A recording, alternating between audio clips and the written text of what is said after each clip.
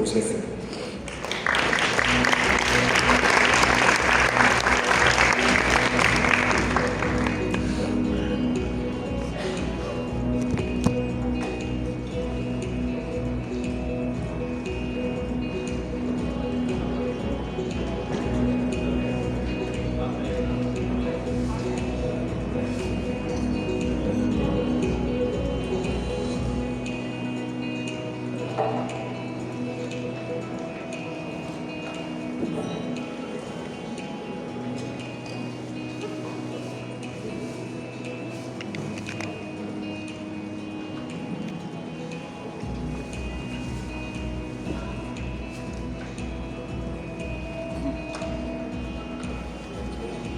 잠시 1분 정도만 기다렸다 시작하겠습니다.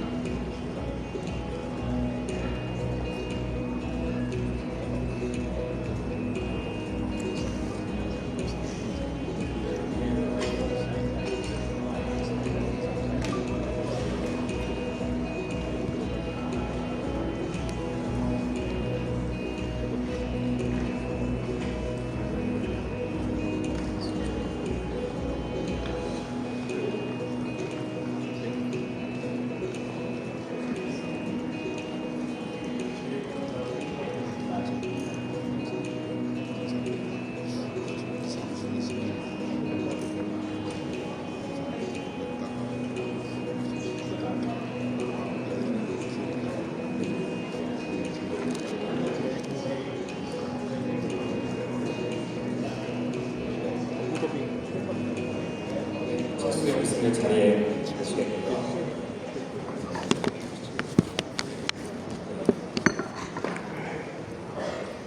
이최수 교수님께서 오늘 토론을 주재해 주시겠습니다.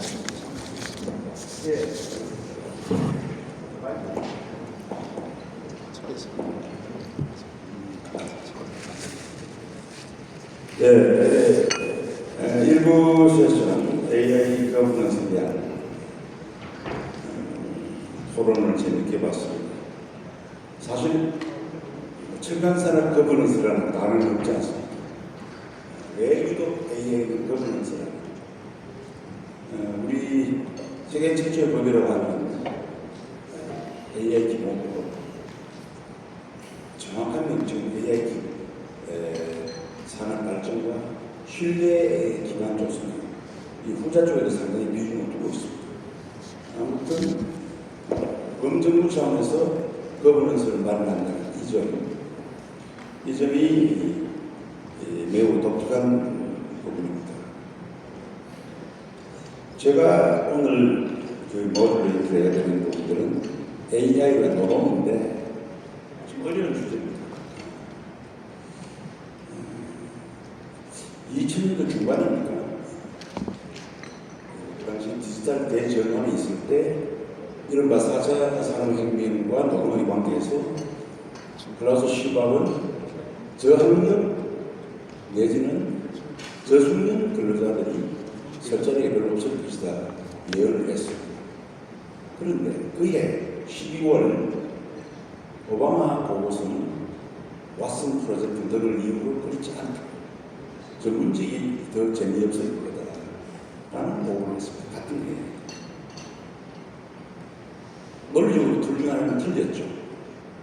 아니면 둘 다 틀렸거나. AI는 더 그럴 것 같다는 생각입니다. 전반부의 5년 후의 상황은 우리 로드레이트가 질문했습니다만은 글쎄요. 어쩌면 저는 AI의 발전 속도에 비춰보면 더구나 범정부 차원에서 AI 거버넌스를 만들려고 하는 경향을 보면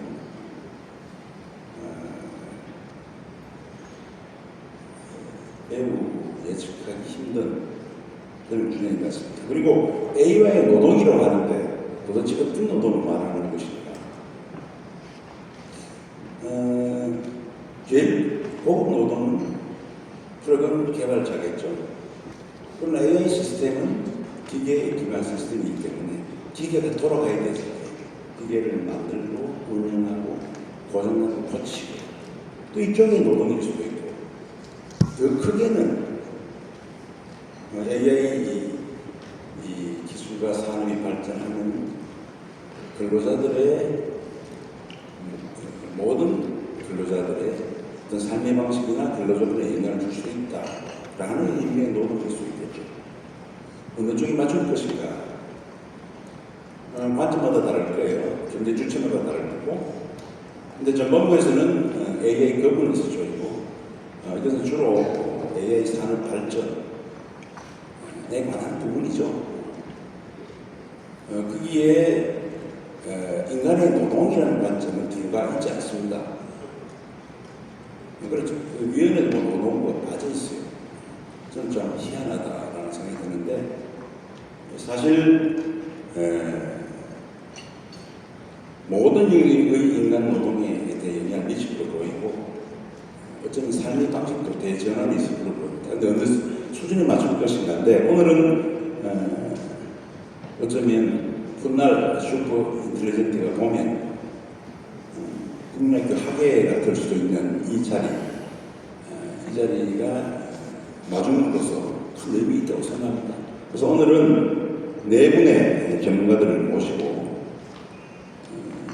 다양한 분야의 노동에 관한 나름대로의 의견을 듣고 또 질문을 하는 방식으로 제가 진행할 겁니다. 시간이 많이 지났는데 좀 속도를 높여주시면 좋겠습니다. 먼저 우리 김필호 고문님께서는 산업 현장에서 AI를 어떻게 적용하는지 그 경험과 앞으로의 방향에 대해서 말씀해 주시겠습니다. 5분 정도 드리겠습니다.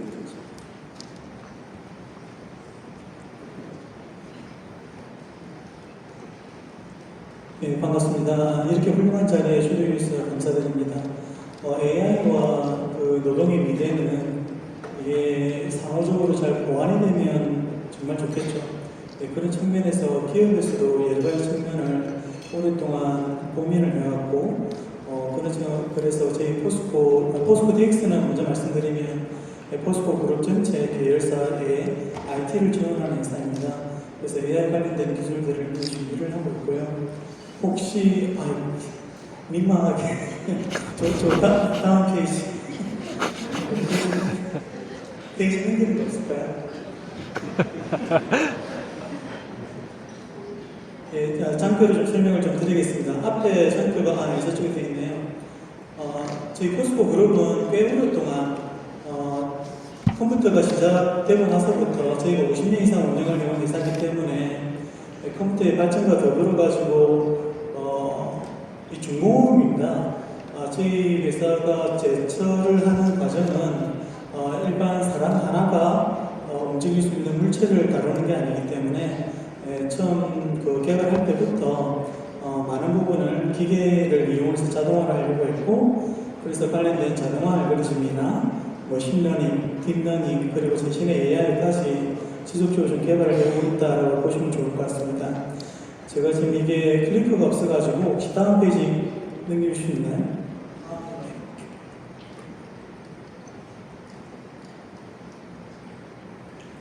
네, 보시는 화면은 현재 물론 저희 회사의 상황을 가정해서 하지만 한국에도 정말 많은 제조 회사가 있는 걸 잘 아실 겁니다.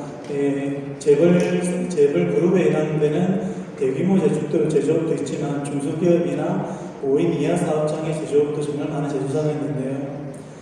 특히 저희 회사의 케이스를 해당해서 본다고 하더라도 왼편 상단을 보시면 생산이 더 이상 캐파를 늘려가는 시대가 이미 종료가 됐습니다. 그래서 제수소 같은 경우에 저가의 셀을 많이 생산해서 판매하는 시대는 이미 중국에 의해서 점유가 되어서 더 이상 규모의 성장을 이루기가 힘든 상황이고요. 오른쪽 상단에 보시면 특히 또 최근 몇 년간 CO2 배출에 대해서 정말 많은 이야기가 올 것 같습니다. 관련돼서 각 나라에서 CO2 배출에 대한 규제도 적용이 되고, 포스코는 이 철을 만드는 과정이 저희가 일부러 내고 싶어서 내는 것이 아니라 철을 만드는 그 관은 과정이 석탄과 철강성이 합쳐지면서 CO2가 발생을 해야 철이 생산이 됩니다. 그래서 어쩔 수 없이 하는데 포스코는 1대 기업인데도 불구하고 우리나라 CO2 배출량의 10%를 넘는 배출을 하고 있습니다. 네, 그런 측면에서 수소화하는 제철 관련 신기술을 또 개발을 하고 있습니다. 그리고 왼편 하단을 보시면 저희 포스코가 포항에 있는 제철소는 1970년대 그리고 광양 제철소 단일 공장으로는 전 세계 최대 규모를 자랑하는 광양 제철소 같은 경우 1980년대에 지어졌습니다. 그 설비들이 이제 45년에서 50년 차로 이제 넘어가고 있기 때문에 설비의 노후화와 에이징도 가속화가 되고 있는 상황입니다. 그리고 최근 3년 전에 그 태풍 인난노 피해를 또 크게 입어서 당시에 포항제철소의 모터들이 주로 지하에 있는데 10,000대 이상의 모터를 교체를 했습니다. 당시에 수리 보고 비용이 1조 이상이 그런 좀 어려운 상황도 있었습니다. 그리고 오른쪽 하단에 보시면 이게 좀 가장 큰 이슈들인데 저희가 여러분들이 AI를 적용을 하게 되면 기존의 사람들이 일자리를 잃게 되는 것이 아니냐라는 걱정이 많이 하실 겁니다. 근데 여기서 하나 더 한 포인트를 더 보자고 하면 사실은 우리 인구 비례를 보게 되면 중간이 굉장히 좋습니다. 밀레니엄 세대와 그 근처거든요. 그래서 특히 우리 근로 인력들이 밀레니엄 세대가 가장 두꺼운데 이분들이 은퇴를 하시게 되는 60세가 지금 집중적으로 은퇴를 하고 계십니다. 저희가 광해제철소를 지을 때 우리가 포항제철소를 지은 경험이 있어서 광해제철소는 한 번에 설계를 해서 일시에 10,000명 이상의 엔지니어를 뽑았습니다. 그분들이 지금 연세가 60을 거의 다다르고 있기 때문에 향후 3년간 퇴직이 예정된 인력이 3,500명 가까이 됩니다. 저희가 정직원이 한 12,000명 내외이기 때문에 굉장히 큰 인력이 빠져나가는 상황이 되는 거죠. 그리고 여기서 한 포인트를 더 말씀드리면 오른쪽 하단 그래프를 보시면 제 밀레니엄 세대 구성이 우리나라도 굉장히 높은데 중국의 케이스를 한번 보십시오. 중국의 밀레니엄 세대도 굉장히 높습니다.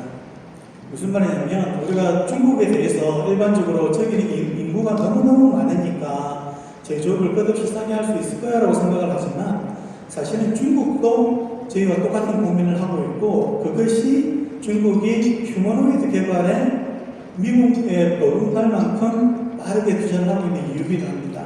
중국도 밀레니엄 세대를 대체할 수 있는 자동화 기술 그리고 특히 사람을 대체할 수 있는 휴머노이드와 AGI를 연결하는 기술에 큰 투자를 빠르게 하고 있습니다.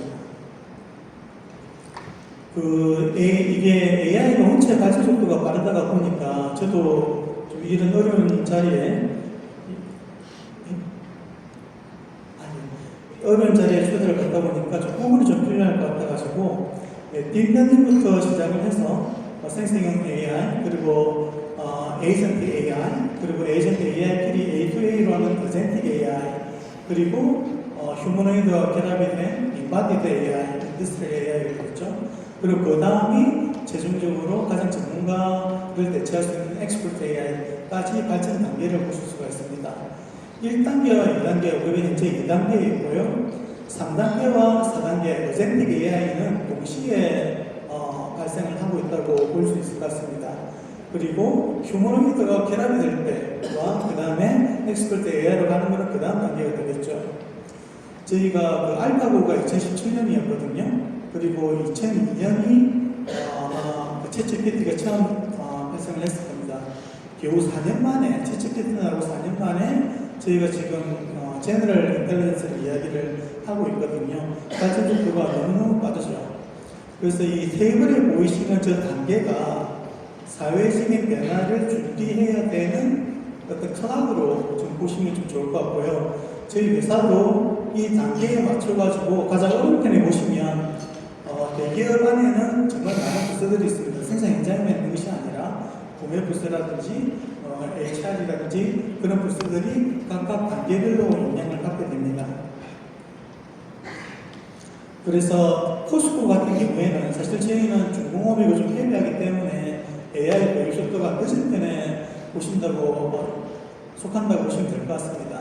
그럼에도 불구하고 저희가 현재 AI와 자동화에 관련된 과제가 800개 이상의 과제를 운영을 하고 있습니다. 최근 4년간, 5년간에 운영되고 있는 과제고요. 총 투자된 R&D 금액이 3,500억을 넘습니다.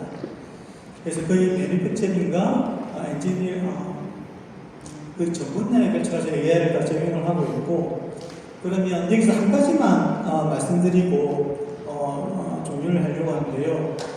이렇게 개발이 됐을 때의 결과에 대해서 좀 간단하게 말씀드리겠습니다. 그럼 회사가 자동화를 통해 가지고 사람이 필요 없는 프로세스를 구축을 했다고 가정을 했을 때 실질적으로 포스코는 지금 여러분들이 두려워하시는 그 과정들을 회사 내부적으로는 오토메이션을 성공할 때마다 작업자를 무인화시키고 그 작업자에 대해서 직무 재교육을 해서 다른 부서에 배치를 하고 이 과정을 이미 지난 10년간 경험을 해왔습니다.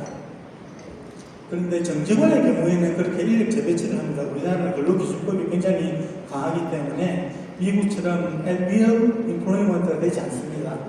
그래서 재배치를 하는데 제가 이건 회사의 의견이 아니라 저희 사견으로 제안해서 말씀드리자면, 근데 저희하고 일하시는 협력업체가 10,000대가 넘습니다.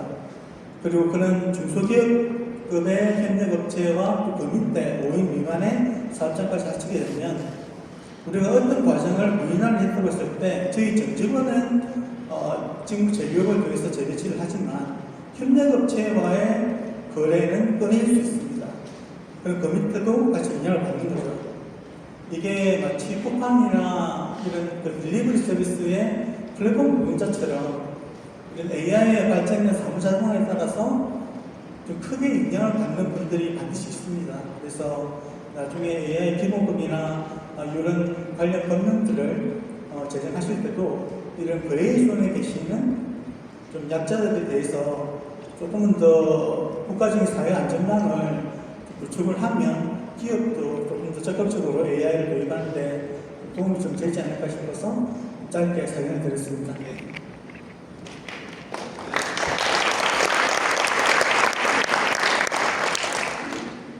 네, 다음은 이수영 교수님, 이 거시 경제적 발전에서 AI 노동 시장을 분석 전망해 한 5분 정도. 네, 말씀해 주셨습니다. 감사합니다. 네, 한국은행 금융통화위원회 이수영입니다. 중요한 자리에 불러주셔서 감사하고요. 제가 말씀드리고자 하는 주제는 거시 경제적인 관점인데요. 두 가지 측면에서 잠깐 말씀을 드리려고 합니다. 첫 번째는 국가 간의 관계, 글로벌 디비전 오브 프로덕션에 대해서 말씀을 드릴 거고, 두 번째는 한 국가를 특정해서 그 국가 안에서 어떤 관점을 좀 보셔야 되는지에 대해서 짧게 생각 나누겠습니다. 국가 간 관계와 관련해서 제가 말씀드리고 싶은 거는 세계 무역, 세계 경제가 어떻게 통합돼서 운영되는지에 관련입니다. 아이폰을 많이 쓰고 계실 텐데 이 아이폰, 특히 애플 제품을 보시면 항상 그 뒷면에 Designed in California라고 하고 제품이 어디에 만들어지는지, 즉 디자인한 나라와 제품이 된 나라, 제품이 생산된 나라 두 개를 굳이 이렇게 구분해서 표시를 하고 있습니다. 근데 이제 이 제품이 조금 어떻게 생산이 됐는지 생각을 해보시면 미국 본사, 애플 본사에서 고급 인력과 최고급의 인력과 자본이 많은 미국에서는 이런 제품 아이디어와 디자인을 하고 한국, 대만, 일본처럼 숙련된 기술과 적당한 수준의 발전 단계가 있는 나라에서는 핵심 부품, 반도체 칩을 만들고요. 그거보다 상대적으로 저숙련, 미숙련 노동이 값비싼 그런 개발도상 국가에서 어셈블리를 하게 됩니다.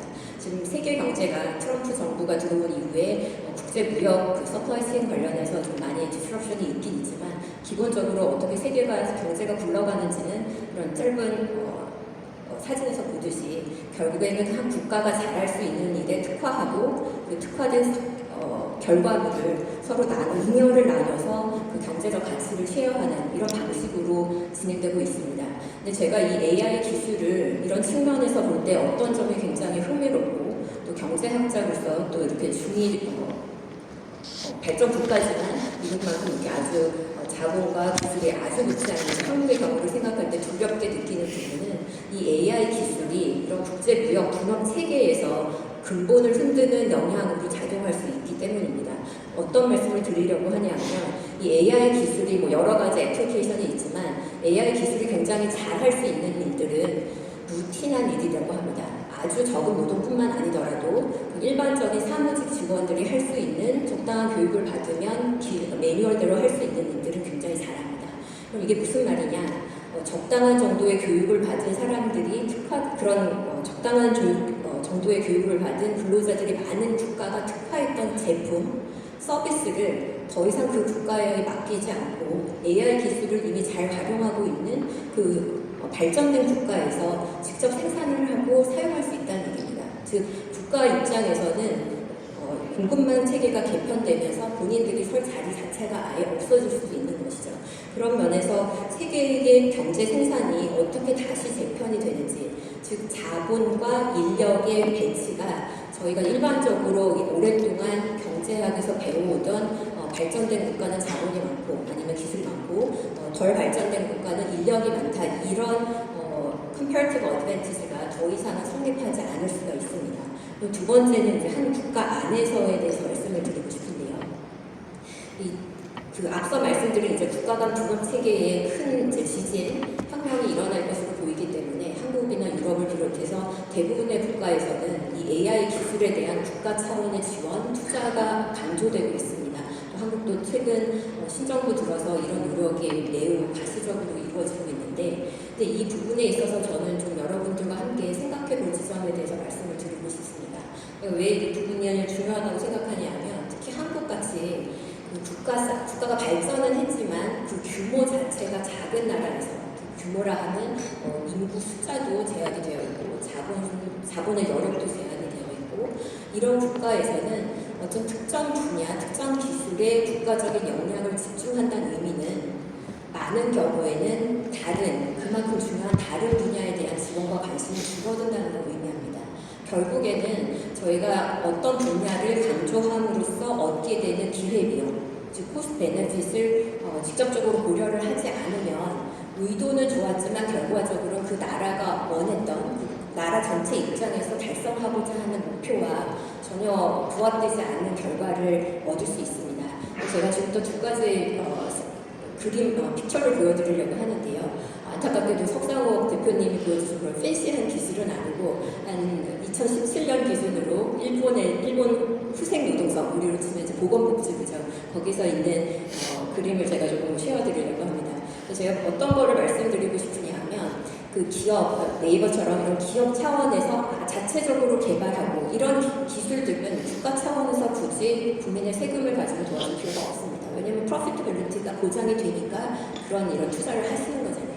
근데 그 기술들 중에는 사회적으로 굉장히 큰 아픈 지점을 해결할 수 있는 기술임에도 불구하고 시장 자체 기업 프로핏 펌에서는 잘 제공이 안 되는 기술들이 있습니다. 지금 이건 어떤 사진이냐 하면 일본의 요양시설 사진입니다. 제가 왜 이 그림을 들고 왔냐 하면 이 카메라가 각각 이제 환자분, 노인분들이 거주하시는 방에 배치가 되어 있고요.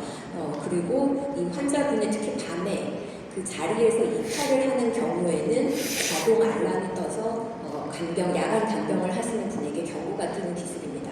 앞에 보시는 이제 다른 팬시한 기술에 비해서는 그렇게 어려운 기술도 아니고 비싼 기술도 아닙니다. 근데 이게 제가 개인적으로 굉장히 중요하다고 생각한 지점은 지금 한국도 그렇지만 중국도 마찬가지고요. 전 세계적으로 고령화가 굉장히 심하고 노동 인력이 부족한데 간병을 자체적으로 서플라이하는 건 굉장히 어렵습니다. 그리고 아무도 원하지 않는 직업이기도 하고요.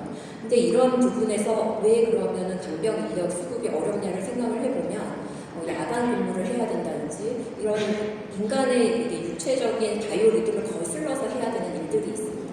이런 일들을 상대적으로 덜 팬시하지만 AI 기술을 이용해서 사람이 네이버 인풋을 줄여줄 수 있는 방법이 개발이 된다면, 그리고 또 한국이나 각 국가에 맞게 이용이 된다면 사회적인 문제도 해결이 되고 또 이런 기술을 통해서 얻을 수 있는 지식이 사회 전체적으로 공유될 수 있는 중요한 기술이라고 생각이 되고요. 또 두 번째는 이 누워 계시는 분은 무게도 환자입니다. 그래서 전혀 이제 말씀도 하실 수가 없고 사직을 움직이실 수 없는데 그 눈을 이용한 안구 마우스를 이용해서 이 서빙 로봇을 운전하셔갖고 실제 도쿄에 있는 카페에서 그 커피를 서빙하고 계십니다. 이거는 앞서 보신 그 자동 이미 2017년, 18년 그 단계라 최근의 기술과는 좀 차이가 있지만 제가 이 기술을 굉장히 중요하게 생각하는 게 이 노동은 인간에 있어서 단순한 이제 밥벌이의 수단뿐만 아니고 사회의 구성원으로서 아이덴티티를 유지하고 사회에 참여할 수 있는 그런 기술입니다. 근데 일반적으로 장애인이라고 하면 수혜의 대상, 복지의 대상으로 보시는데 이 여성분처럼 실제로 근무를 하실 수가 있다면 더 이상 사회의 마이너스, 사회 이제 복지 차원에서 마이너스가 아니라 근로소득을 내실 수 있는 플러스의 분들로 참여를 하실 수 있습니다. 그래서 제가 국가 차원에서 이제 AI 기술을 강조했을 때 그 기업 차원에서의 수익성, 그다음에 AI 기술 자체의 발전, 그 최신의 AI 기술 이 자체도 물론 국가 차원에서 중요하지만 그 공공자금이 투입이 되고 텍스페이어 머니가 들어가는 한도에 있어서는 그런 사회적인 문제를 해결하고 또 저희 경제학에서는 양의 외부성이라고 하는데요. 파스티브 엑스터널리티라고 하는데 이런 부분에 특화된 기술이 뭔지 아니면 그런 응용 부분이 어떤 건지 먼저 우선순위를 정해서 자원을 배분하는 게 굉장히 중요할 것으로 생각됩니다.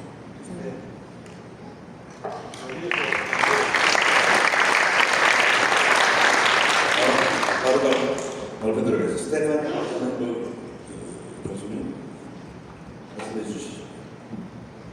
Great. Well, thank you very much. My name is Stefan Sonnenberg. I really am so grateful to be back here in Seoul with Saudi at this wonderful conference.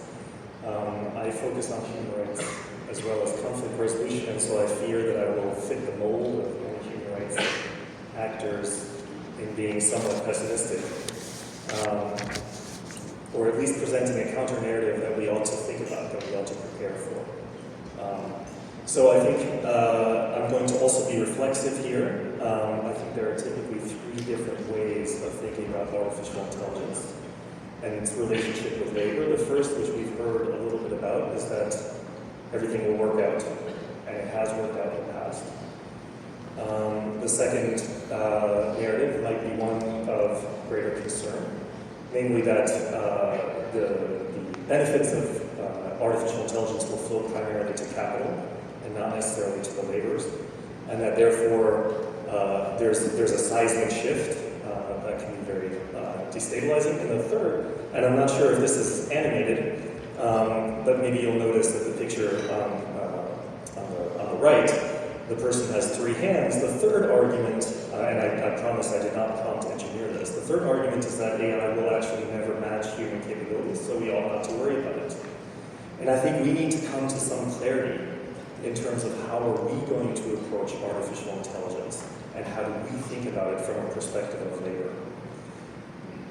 The other thing that I'd like to comment on is that many of these pictures here, the prompt engineering here automatically generated something that sort of speaks of the classical paradigm that we have of labor, which is one of sort of, that's infused by a kind of a left versus right spectrum, and that assumes that laborers might be those who look and feel like those on the screen. Right? But in fact, that labor doesn't always, the labor that stands to be displaced by artificial intelligence doesn't always look and feel like that anymore.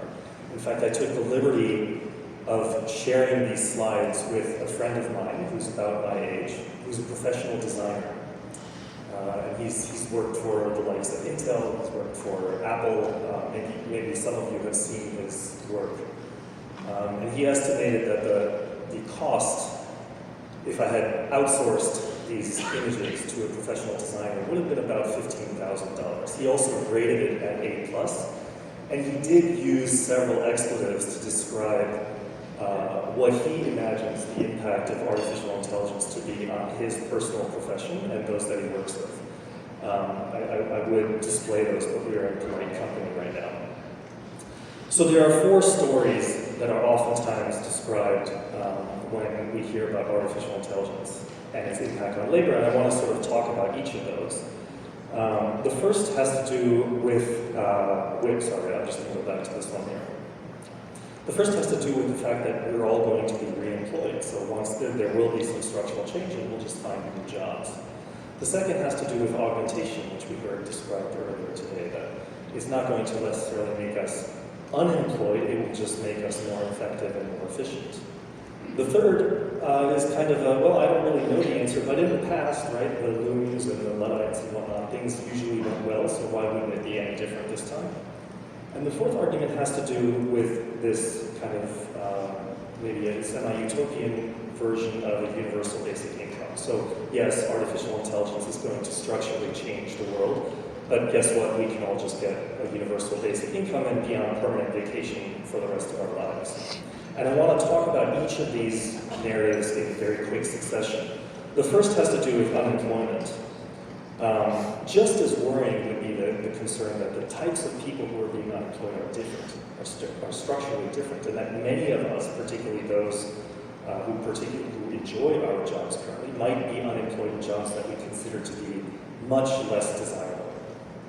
And therefore, that there will be a lot of discontent in the world around us.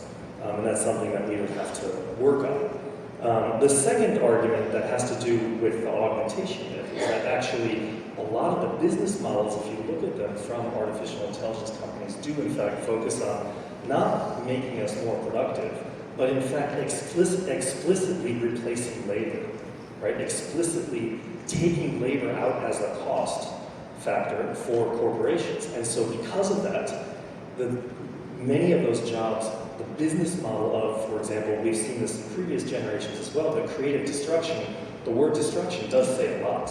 It's not creative augmentation. The third argument that things might go, in the past has always gone well, is that this might represent an unprecedented situation, one that has not been seen in history before. So a reliance on history might make me feel better, but also, as we're hearing over and over and over again from many of the previous panels, this rate of change is much more accentuated than others in the past, and so maybe it won't go quite as well. And what do we do if not? And finally, let me just talk about this idea of the universal basic income. The idea of universal income reminds me a lot of a very famous woman during the French Revolution who suggested, well, why don't the poor people just eat cake if they can't get bread? Right? This idea that we could just throw out a universal basic income and that level would somehow make us all happy, make us all whole after this structural readjustment of the entire economy. And that argument also stands with, in my mind, is quite dangerous because in the past, as we all know, the French Revolution did not work out very well for Marie Antoinette and others. So what's really going on? What's really going on is that we see evidence going in both directions. And from the precautionary principle, we might very well say, well, as much as we can sort of take solace or take comfort in some of the stories that are being told to us that things will go well, we also ought to prepare for the possibility that things are not going well, and that in fact artificial intelligence, the benefits of it are going primarily to capital owners and not so much labor owners. And basically everybody who's sitting in front of a computer screen for much of their lives is now a laborer in that sense. And of course there's some other pictures that I had in the slide that are not presented here, but we also know, for example, those of us who watched the inauguration of the US president in January, we do know that the owners of that capital, those who are primarily standing to benefit from artificial intelligence, are increasingly getting very close to the levels of power, right? They're standing directly behind the president in the United States. And that's not just an American problem, that's a problem around the world, which is that these AI companies do have and are amassing a great deal of power. And as we heard, that amassing of power is actually one of the key risk factors that we want to be careful about. The second thing is I actually see no evidence of any tangible research other than throwing out the argument that we could work with universal basic income. I haven't seen a lot of research on how that would work. I haven't seen a lot of policy conferences on how that might actually take place. how would we collect taxes to generate universal basic income? Other than what I would describe as a platitude of universal basic income to make us feel good, there is literally no action from multi-billion-dollar corporations who tend to use this as an argument to make me feel better. So I want to point to some research that's coming out of Stanford that focuses on how have situations of inequality typically been resolved in history. This is a historian who's looked back past the several millennia. And there are really these four horsemen that are described. One of them is mass social warfare along the lines of the Korean War or World War II. A second one is violent revolution, which is very much the imagery of these slides. The third one is state collapse along the lines of Somalia. And the fourth one is mass pandemics. Now that's it. Those are the four. The argument is there are no other situations that have led to redistribution or a reduction in inequality. And so if we're seeing artificial intelligence being a driver of increased inequality, I personally start to worry about how do we as a society deal with this? How can we, circa 2025, be the first since the Roman Empire to actually add a fifth entry onto this list? And what makes me more concerned is I also see a lot of investment, not just in artificial intelligence creating structural displacement and creative destruction, but also artificial intelligence focusing on anti-terrorism and suppression of dissent. So if I am concerned, if I have a grievance about the impact of artificial intelligence, there are a lot of people in the technology world who are focusing on how to silence me and how to turn down the volume of critique, and actually how to use artificial intelligence to anticipate that kind of result, that kind of reaction in a way that will ultimately sort of continue that profit generation machine. So to avoid this very admittedly dystopian scenario, I would argue that it is high time that we focus on what kinds of solutions might actually take seriously the needs of labor.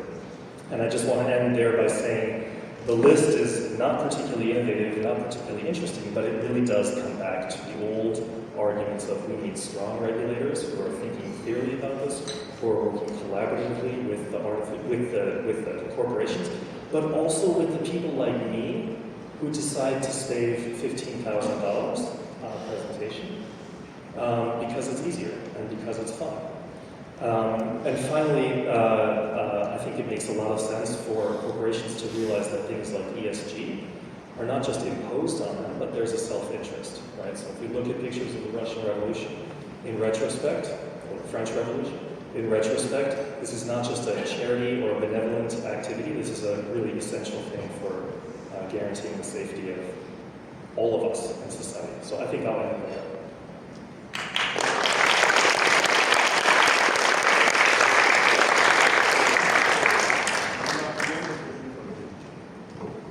네, 노트르담 대학교 임용수입니다. 발표는 영어편에서는 영어로. Well, first of all, thank you for inviting me. It's an honor to be here with great guests. Let me just show you a few recent slides, news articles. Amazon, this is just from maybe a couple months ago. Amazon CEO replacing workers due to AI. Microsoft as well. This is the CEO of Ford, not only tech companies, but America's leading manufacturing firm, Ford, is saying that they're replacing their workers, getting rid of workers, because of AI. They're explicitly attributing this to AI. Amadei, the CEO of Anthropic, maybe people are debating, but saying white-collar workers, entry-level, will be not needed, basically, in the next few years. So these are actual claims that are coming out right now. And one of the key questions in the US younger people are raising is that what are we doing about this?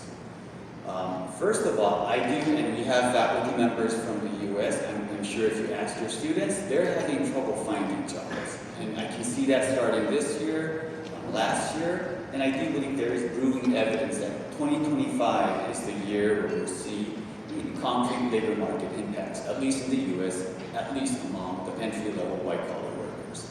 So what I did is I convened a group of scholars, economists, and economist-based training, management scholars, policy professionals in DC to talk about this, to see, okay, what can we do? Shouldn't we do something about this and make labor policy proposals? So let me just show you some of the outcome of this. And this is a report that will be coming out. The open source version is available if you're interested in SSR, and this design version will be coming out maybe just a couple, maybe less than a week or so.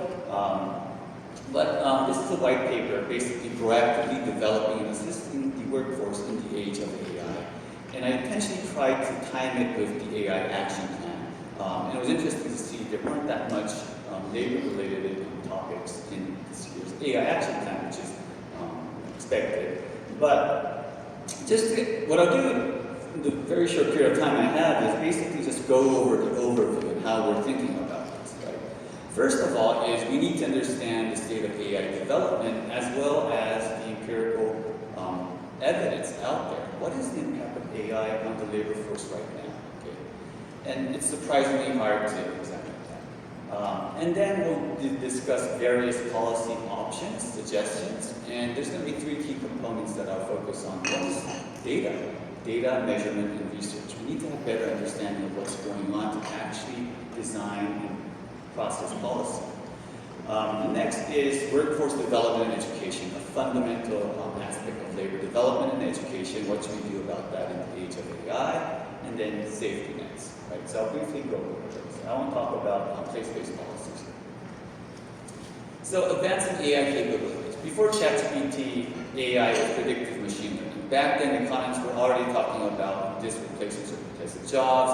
What are they complementing? What are they substituting? But the scale was not that big. But with ChatGPT, OpenAI claims it's the fastest adopting software technology out there in the world, and it seems like it is the case.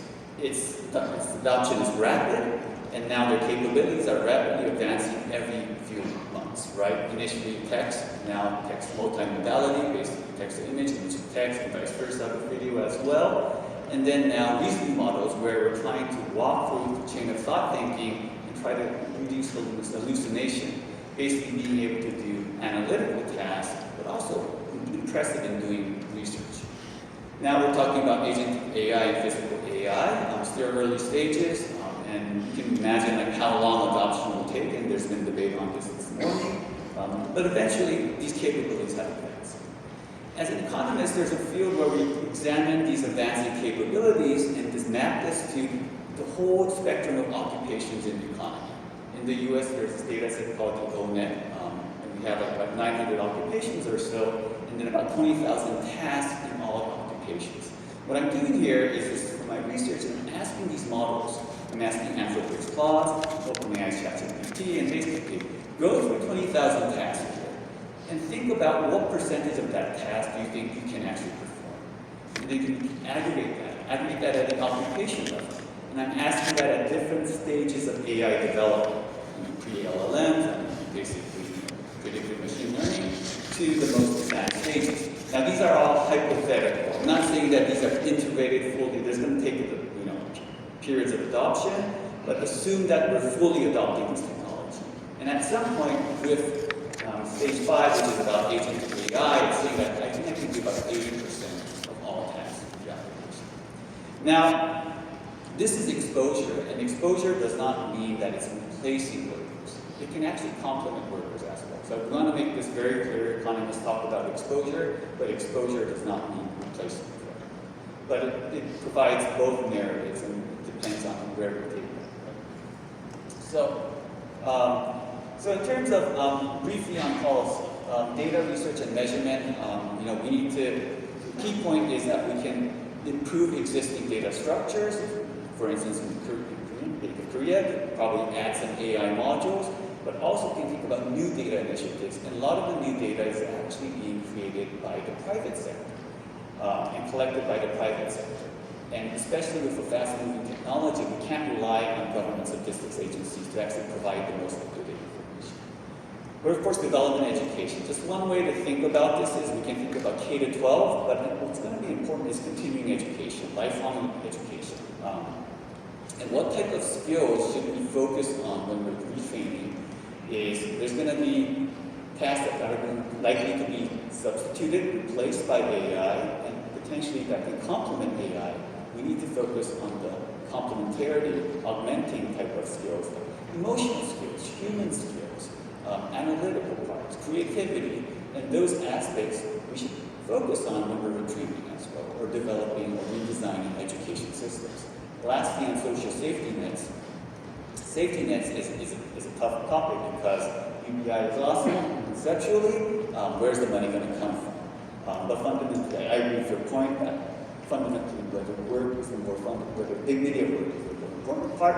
But regardless, we need to think about, okay, what are the realistic ways to actually provide safety nets in the context of political division between the left and right.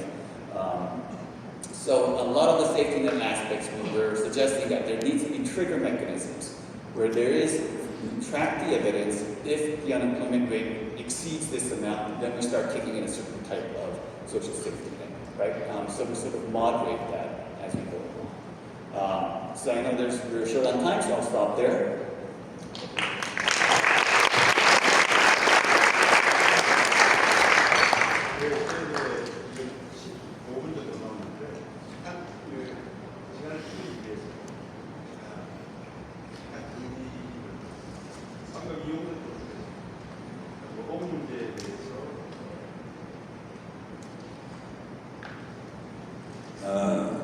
관심을 가져야 될 부분에 대해서 정확하게 지적해 줬습니다. 제가 모두의 어떤 노동이냐라고 꺼낸 이유는 그 노동에 대한 보호뿐만 아니라 노동을 어떻게 활용할 것인가 이런 관점을 나누어 보자는 거죠. AI 기본법은 아무래도 AI 기술 개발과 산업 발전이니까 프로그래머라든지 전문고 기술자의 관심이 있겠죠. 그러나 AI도 사람을 만나야 되는 어떤 장치이기 때문에 노동의 관점에서는 두 가지를 볼 수 있다. 이영숙 교수께서는 주로 외부 노동 진학, 그러니까 어떻게 AI의 적합한 기술을 키울 것인가. AI가 새로운 도전이기 때문에 스킬 미스매치가 있는 것이죠. 과거와 현재와 미래의 미스매치가 있을 수 있고, 또는 AI 기계를 갖다 놓으면 사용 근로자들이 못 따를 수도 있죠. 이런 걸 해소하는 기술이 필요할 것이고, 여기서 다루지 않았습니다만은 내부 노동시장의 문제, 이것이 ILO나 OECD가 관심을 가지는 부분입니다. 그러니까 직장에 다닐 때 AI가 도입됨으로 인해서 차별 문제, 노동 통제 문제 등등의 여러 가지 새로운 현상들이 발생됩니다. 이것이 노동 그래서 이 부분에 대해서는 저희들이 별로 준비가 되어 있지 않고, 참고로 말씀드리면 AI 기본으로 완하다는 것을 말씀드리고, ILO나 EU 지침은 말이 지침이지 이론이 있습니다. 거기에서 지금까지 접근하는 건 두 가지입니다. 정보 제공 의무하고 근로자들 참여.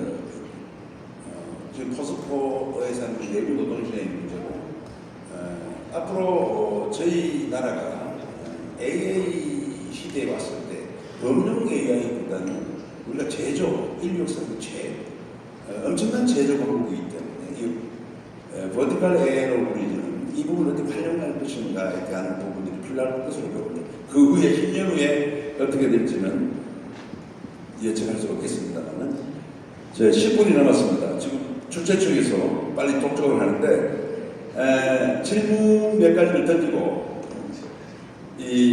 한 2분 정도 드릴 텐데, 질문 제가 던지고 뭐 또 추가 말씀하는 것을 해서 끝내면 되겠죠. 지금 그냥 끝내고 싶습니까? 서운하죠. 예. 먼저 김필호 고문님께 말씀드리겠습니다. 아까 AI 뭐 편한 대로 얘기해 주십시오. 두 번째 질문은 AI 기본법에 대해서 기업 입장에서 어떻게 생각하는지 2분 정도 답변해 주시죠. 사실은 제가 시간도 많이 잡아놓고 앞에 발표를 할 때 어느 정도 좀 언급한 바가 있어서 한 가지만 말씀드리면, 제가 아까 그 그레이존에 대해서 말씀을 드렸고, 다시 한번 말씀드리면 제 사견입니다. 제 회사 얘기는 아닙니다. 그래서 회사에서 이미 근무를 하고 있는 분들은 AI 기본법이 나오더라도 그분들의 그 근로를 보장하기 위해서 어떻게든 강화된 형태로 법안이 진행이 될 겁니다. 제가 잘 모르지만. 그런데 그때 발생하는 게 이런 자동화된 기업에 의해서 없어져 버리는 직업들, 그레이존에 해당되는 플랫폼 사업자나 하청업체나 그분들에 대해서 신경 써야 된다가 제가 말씀드린 게 하나고, 그래서 지금 현재 AI 기본법을 전 전문가가 아니라서 어제 사실은 쭉 한번 읽어봤거든요. 근데 기본법이더라고요. 기본이기 때문에 아직은 살이 안 쳐져 있다. 근데 그 중에 3조 4항을 보면 3조 4항에 제가 잘 모르지만 이 나라가 AI 변화에 대해서 국민이 안정적으로 생활할 수 있게 조치를 취해야 된다고 되어 있는데, 그 정부가 조치를 취한 게 아마 두 가지 방식이 있을 수 있잖아요. 제가 아까 말씀드린 사회 안전망을 잘 구축을 미리 해가지고 AI가 어떻게 발전할지도 모르는 상황에 여기에 대해서 규제에 대해서 하기는 어렵지만, 근데 우리가 확실하게 준비할 수 있는 건 사회 안전망은 지금부터 구축을 해갈 수 있거든요. 그래서 그 작업을 해야 된다는 건 하나. 근데 두 번째는 정부가 또 할 수 있는 것은 그런 AI를 도입한 기업에 대해서 규제를 또 할 수 있는 거죠. 규제를 통해서 국민의 안정을 할 수가 있는데, 이 규제가 지금 AI가 제가 아까 보여드린 6개 단계별로 거의 2년 단위로 전법이 굉장히 빠르게 되고 있거든요. 이거를 특정 영역이나 기술이나 서비스나 그 GPU 사용량에 따른 이런 기준을 가지고 잣대를 들이기에는 조금 힘들지 않을까. 그래서 아까 임용 교수님께서 말씀하신 타겟이 흔들리고 있다라는 게 저도 좀 싶은 공감을 하는 바라서, 그래서 제가 AI 기본법에 대해서 말씀드리고 싶은 거는, AI는 이미 글로벌화되어 있습니다. 우리 근데 AI 기본법을 만든 건 우리나라만 쓰는 거거든요. 그래서 앞에서도 말씀드렸지만 EU가 준비하고 있고 캐나다가 준비하고 있고 우리나라 준비하듯이 글로벌한 AI 얼라이언스를 만들어서 AI 컨트롤을 할 수 있는 얼라이언스를 만들고 거기에 들어가는 게 중요할 것 같고, AI 서비스겠지. 그리고 우리나라는 법률상으로 하는 첫 번째는 사회 안전망 재교육하는 거, 그리고 특히 우리 아이들 이 기존의 직업을 그대로 유지하고 있으면 우리 애기들이 직업을 못 구하게 됩니다. 지금 컴퓨터공학과 졸업한 친구들 굉장히 힘듭니다. 그래서 우리 후손들을 위해서 어떻게 대비를 시킬 것인가, 그 두 가지를 먼저 좀 포커싱해서 가면 좀 좋겠다는 생각을 좀 듭니다. 예, 감사합니다. 두 번째 우리 이수영 박사님. 제가 클로징 겸 예, 주체. 네. 아까 좀 여러 차원에서 말씀하셨는데 경제 주체 입장에서. 네, 지금 시간 2분 주셔서 다른 거 준비한 게 있는데, 클로징으로 말씀드리는 건 질문과 관련돼서 하나만 말씀드리고 싶습니다. 경제 주체라고 하면 정부도 있을 수 있고 기업도 있을 수 있고 개인도 있을 수 있는데, 마지막으로 여기 참석해 주신 여러분들과 좀 생각을 나누고 싶은 부분은 개인의 역할, 특히 유권자로서의 역할 부분에 대해서 말씀을 드리고 싶습니다. 그 어느 사회에서나 그 나라 그 커뮤니티의 최고 의사결정을 하고 파워를 갖고 그 거주자를 대표하는 그 정치인이 됐던 공무원이 됐던 대통령이던 이런 분들의 그 의도가, 아니면 이분들이 원하시는 바가 꼭 국민 대다수의 이해와 일치하지 않는 경우가 인류 역사상 항상 발생해 왔습니다. 지금도 똑같은 일이 발생을 하고요. 근데 제가 이 부분을 말씀드리고 싶은 거는, 지금 워낙 테크놀로지가 크게 바뀌고 있고 마치 산업혁명이 일어나든지 농업혁명이 일어나는 것처럼 그에 육박하는 큰 경제사회적인 지각 변동이 일어나는 사이에서는 유권자들이 중장기적으로 우리 커뮤니티, 우리 사회, 우리 나라가 어느 방향으로 가는 것이 중장기적으로 좋은 방향인지, 설령 그 방향이 단기적으로는 굉장히 어려운 고통을 수반하더라도 올바른 결정을 내릴 수 있도록 정치인과 정책 결정자들에게 그에 합당한 프레셔를 주셔야 합니다.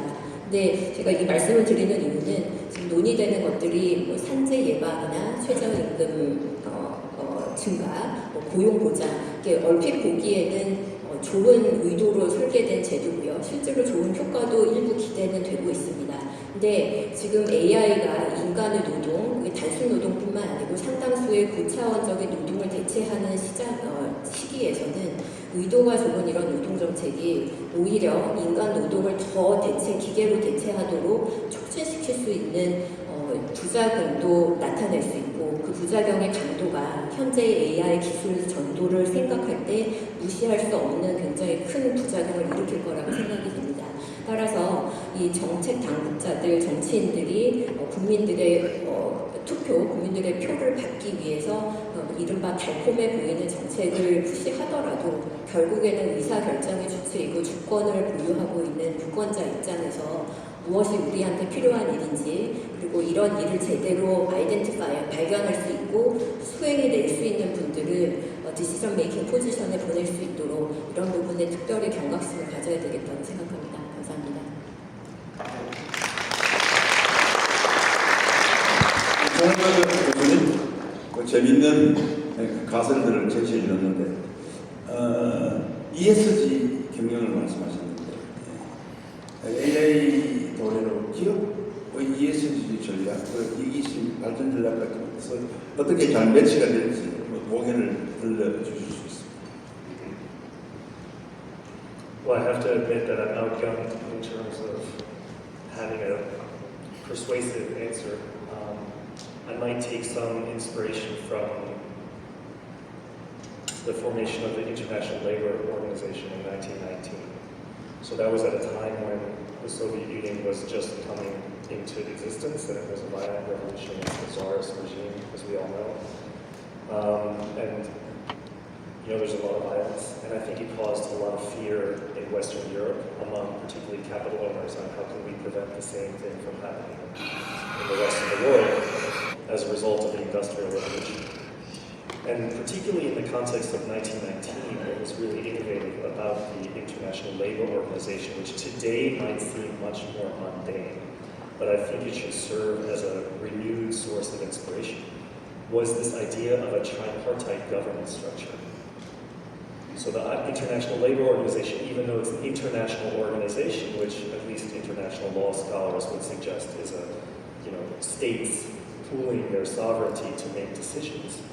The International Labour Organization, all decisions are made by states, working in intimate collaboration with representatives of labor and representatives of capital, representatives of the corporations.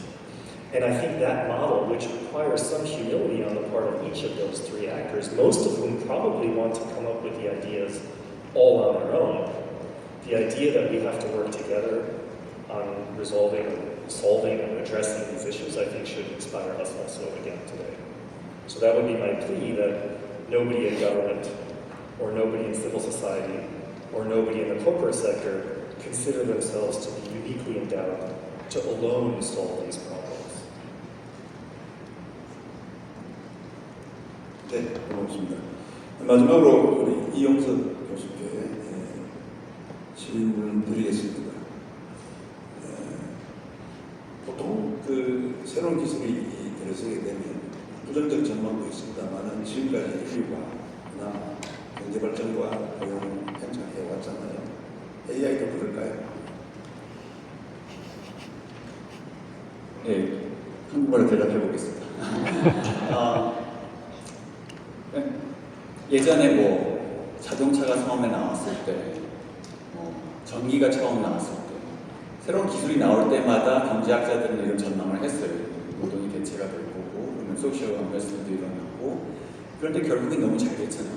계속 경제 성장하고 새로운 산업이 생기고, 그러면 AI도 비슷할 거다라고 보는 분들이 있는데, 이번이 다를 수 이유는 뭘까? 저는 이제 그 고민을 계속 하게 됩니다. 우선은 여태까지 기술과 다르게 cognitive 스킬 위주로 리플레이스를 하고 있다는 거, 이건 처음인 것 같아요. 그렇죠? 그리고 만약 Artificial General Intelligence까지 간다면 정말 Human Skill Whole Spectrum까지 다 커버할 수 있고, 거기 플러스 Physical AI까지 되면은 거의 인간이 하는 모든 스킬의 스펙트럼을 다 커버할 수 있다는 거죠. 그렇게 되면은 대체 가능성이 훨씬 높은 거고, 예를 들어서 산업을 시프트해서 그러면은 다른 시프트 산업을 키우면 되지, 이 산업도 AI가 할 수 있네, Physical AI랑 Cognitive AI가 이렇게 될 수가 있을 것 같아요. 그게 하나고, 그다음에 또 하나 더 무서운 거는 어떻게 보면은 경제사회적, 경제 정치, 경제적인 추세 같아요. 보면은 새로운 추세 중에 하나가 집중화. 보면은 거의 모든 산업, 모든 국가들을 보면은 몇몇 개의 firm들이 점점 consolidate 되고 있어요. 그래서 어떻게 보면은 집중화가 되고, 그러면 어떻게 되냐면 그쪽 생산성은 높아지기 때문에 노동 비율이 줄어드는 거죠. 그렇게 되면 몇 개의 firm들이 employ를 하는데 노동률은 줄어드는 거예요. 그래서 상대적으로. 그렇게 되면 결국 employment가 declining labor share이라고 해가지고 전체적으로 지금 경제를 보면은 임금한테 돌아가는 GDP의 비율이 꾸준히 줄어들고 있어요. 그런 상황에서 몇 개의 기업들이 독점이라기보다 경계를 장악하는 추세가 전 세계적으로 일어나고 있을 때 AI 같은 테크놀로지가 일어났을 경우에 더 위협할 수 있는 가능성이 높은 것 같아요. 근데 그런 전체적인 정치 경제적인 추세는 뭐 다른 이유로 일어나고 있지만 그거를 리버스 하기는 또 쉽지는 않은 것 같아요. 그런 면에서 다를 수 있을 것 같습니다. 네, 시간을 잘 지켜주셔서 감사합니다.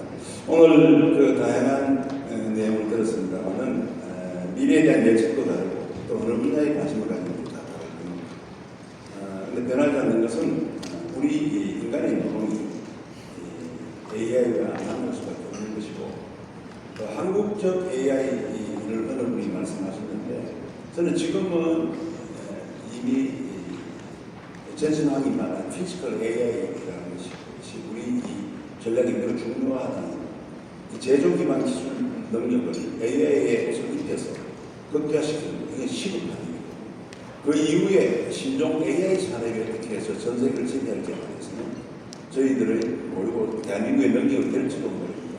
당장 우리가 할 수 있는 것은 노동의 능력을 배하고 그들의 인권을 보장하면서 기업이 같이 상생하는 AI가 거기에 도움이 되는 방향으로 같이 모두 힘을 합치는 그런 식의 공동의 노력을 해야 될 것으로 보입니다. 2부 긴 시간 동안 경청해 주신 방송인들께 감사의 말씀드립니다. 감사합니다. 그럼 마지막 박수 좀 부탁드립니다.